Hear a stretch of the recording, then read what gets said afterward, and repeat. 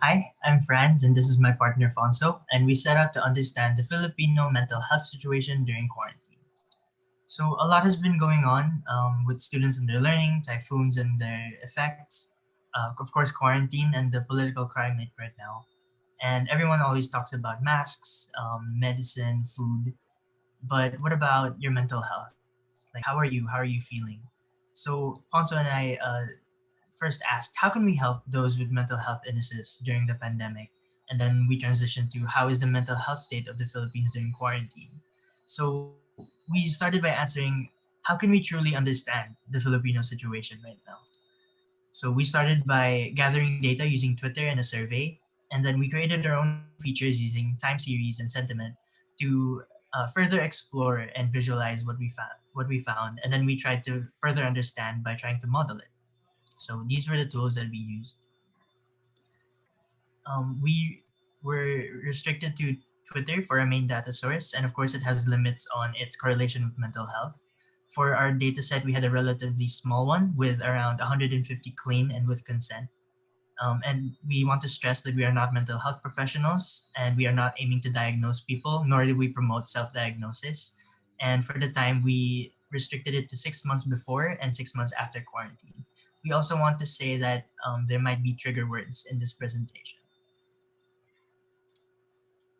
Right. So how did we get our data?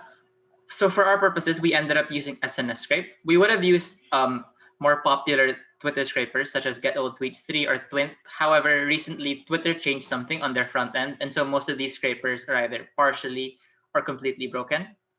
Next slide. So next we look at the features that we explored. And first, of course, is just our demographics that we got from our survey. We also looked at time series features based on the tweets that we got. We also used sentiment analysis to check whether a tweet was either positively or negatively sentimented. We also looked at Twitter metadata, which refers to the overall user activity, such as their location, the number of followers, number of following, etc. And we also wanted to ensure data privacy, so we only dealt with Twitter IDs and not their actual handles. So we looked at demographics and their inherent biases. So our data set mostly came from people aged from 18 to 22, and they're mostly students. And for location, it's mostly from Metro Manila and a mostly female data set. So um, this might not represent the entire Philippines as of right now. So next we wanted to look at the user activity basically, and we plotted out basically the sentiment of their tweets overall. And as you can see, it's somewhat a 50-50 split, although more negatively sentimented.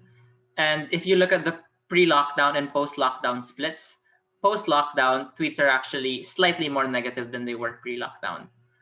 So this blue line in the middle refers to the start of the lockdown. And as you can see, people on average are tweeting more after the lockdown, which makes sense, since we're all at home, people are probably have more time to tweet basically. Next slide, please. Right. And then one of the interesting things we found is that during the hour that users tweeted the most, so basically when people tweet a lot in a short amount of time, the tweets are actually generally more positive than they otherwise would be.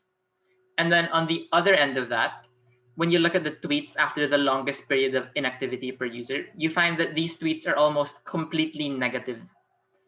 And so it might just be, a good reminder to check in on friends who have been exhibiting rather strange tweeting patterns, I guess, on Twitter, since they might be going through a difficult time.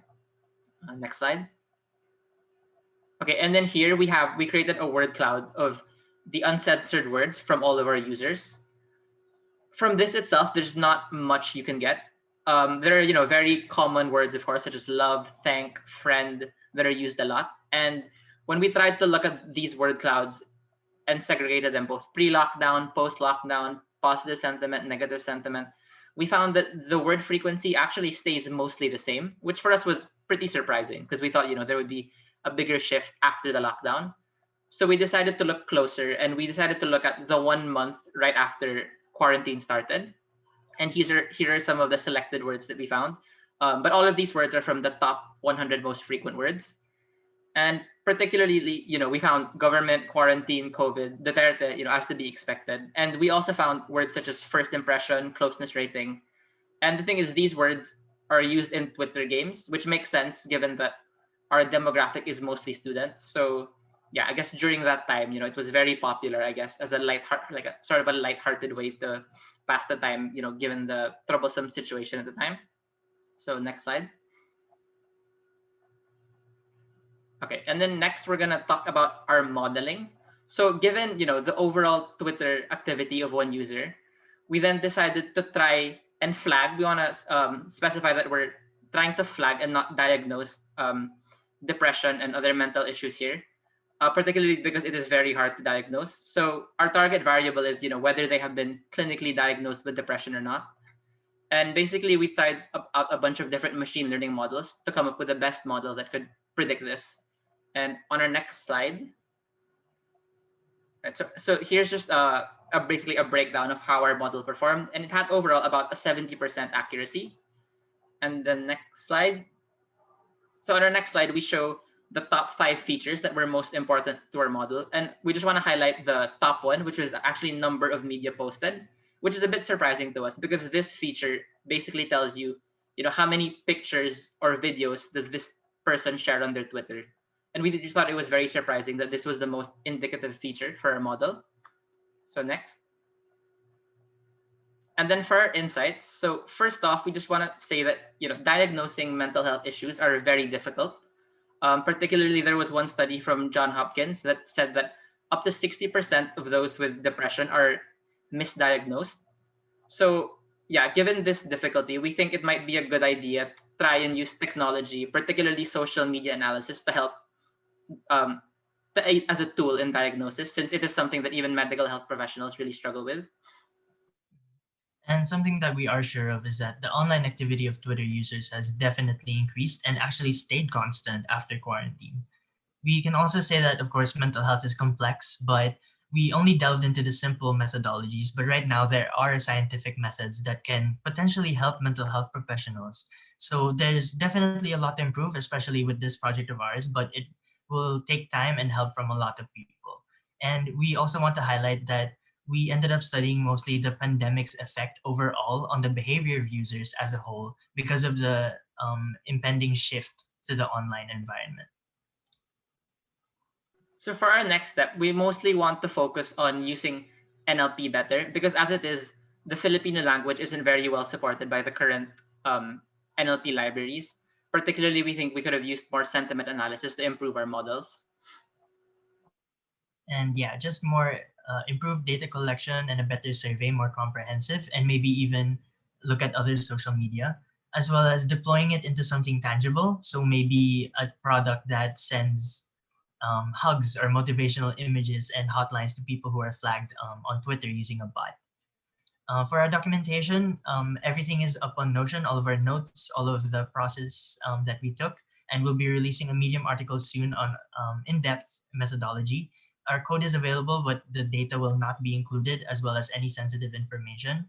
And we want to further improve on this project, so we call to mental health youth organizations that are watching right now to reach out to us using our emails to maybe start by launching a campaign for awareness on Twitter using this data and maybe actualizing it in the process. So a lot has happened to us, to our fellow Filipinos over the past few months, but we want to remind everyone that the mental health of each person is just as important as their physical health. So we appeal to people in schools, workplaces, and the government to understand that. And we want to remind people to not be afraid to reach out. And yeah, thank you so much for listening. Stay healthy and safe, and let's enact change together.